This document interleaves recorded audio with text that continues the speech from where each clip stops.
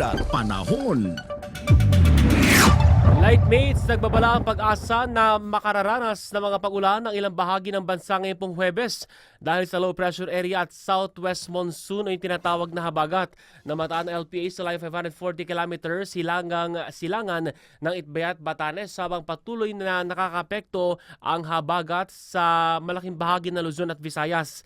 Inaasahan po ang paminsan-minsang pag-ulan sa Metro Manila, Batanes, Babuyan Islands, Zambales, Bataan, Cavite, Occidental Mindoro at Antique na maaari po magdulot ng flash flood at landslide.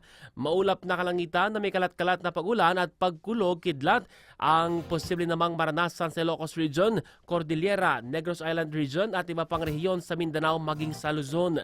Samantala inaasahan po ang banayad hanggang katamtamang hangin sa karamihan ng bahagi ng bansa maliban sa Hilaga at Kanlurang Luzon kung saan magiging katamtaman hanggang malakas ang pag-ihip ng hangin at maalon ng karagatan.